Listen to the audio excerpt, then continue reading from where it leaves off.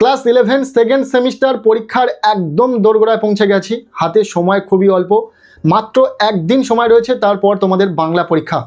বাংলা পরীক্ষার ঠিক আগের মুহূর্তে এই একদিন সময়ও তোমরা খুব ভালো করে প্রিপারেশন নিতে পারবে।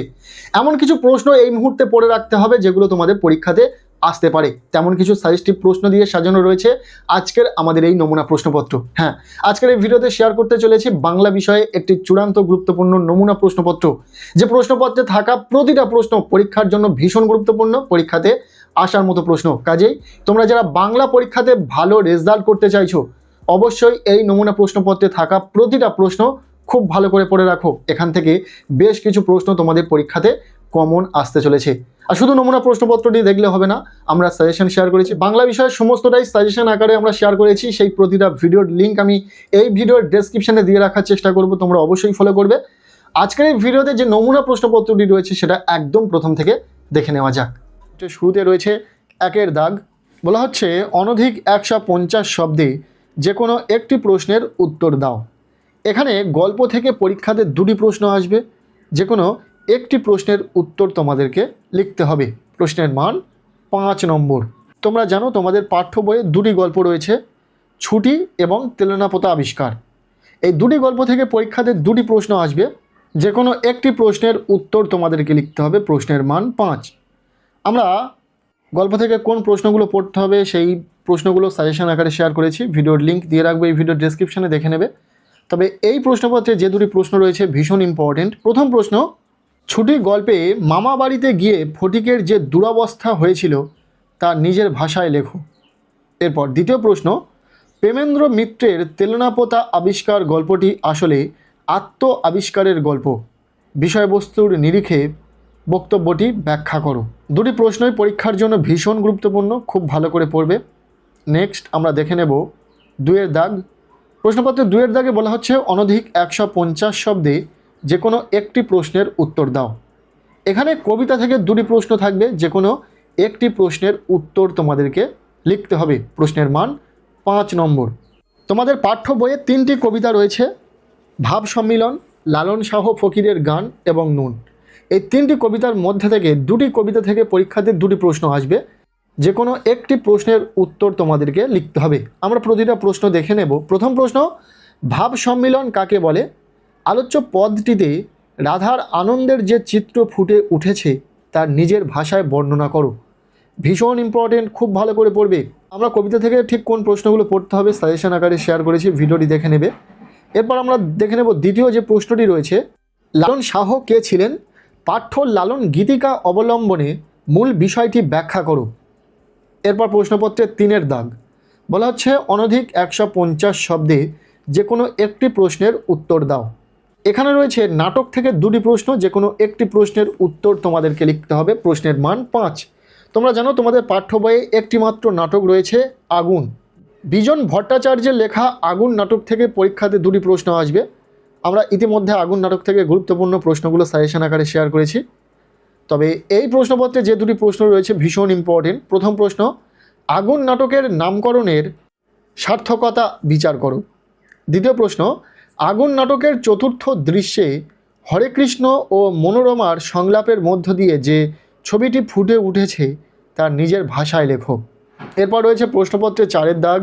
বলা হচ্ছে অনধিক 150 শব্দে যে কোনো দুটি প্রশ্নের উত্তর দাও।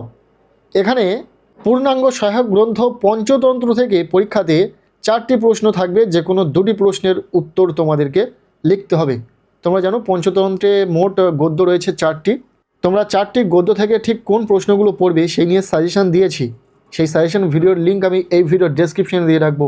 অবশ্যই ভিডিওটি দেখে নেবে এবং ভিডিওতে বলা পঞ্চতন্ত্র থেকে গুরুত্বপূর্ণ প্রশ্নগুলো যদি তুমি পড়ে রাখতে পারো তাহলে নিশ্চিন্তে থাকতে পারবে, পরীক্ষাতে অবশ্যই প্রশ্নগুলো সমস্তটাই কমন পেয়ে যাবে। তবে এই প্রশ্নপত্রে যে প্রশ্নগুলি রয়েছে দেখে নেব। প্রথম প্রশ্ন, 25শে বৈশাখ প্রবন্ধে সৈয়দ মুজতবা আলী গান ছাড়া রবীন্দ্রনাথের কোন কোন গুণের উল্লেখ করেছেন?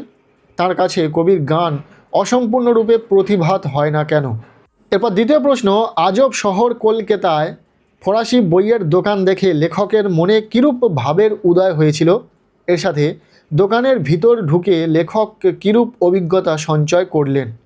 নেক্সট 3 নম্বর প্রশ্ন, মার্ক টুয়েনের লাইব্রেরির বিশেষত্ব কী ছিল? আন্দ্রে জিদে কিভাবে তার লেখক বন্ধুদের শিক্ষা দিয়েছিলেন? ভীষণ ইম্পর্টেন্ট প্রশ্ন, খুব ভালো করে পড়বে। এরপর 4 নম্বর প্রশ্ন, বাড়ির আড্ডায় মেল মেলে না, এরূপ উক্তির কারণ কি? লেখক কোথায় কাদের সঙ্গে আড্ডা দিতেন? পঞ্চতন্ত্র থেকে পরীক্ষাতে এই রকম 4টি প্রশ্ন থাকবে, তোমাদেরকে 2টি প্রশ্নের উত্তর লিখতে হবে, প্রতিটি প্রশ্নের মান 5 নম্বর করে, টোটাল 10 নম্বর। এরপর আমরা দেখে নেব প্রশ্নপত্রে থাকা 5-এর দাগ, বলা হচ্ছে অনধিক 150 শব্দে যে কোনো একটি প্রশ্নের উত্তর দাও। এখানে শিল্প সাহিত্য ও সংস্কৃতির ইতিহাস থেকে পরীক্ষাতে 2টি প্রশ্ন আসবে, যে কোনো একটি প্রশ্নের উত্তর তোমাদেরকে লিখতে হবে।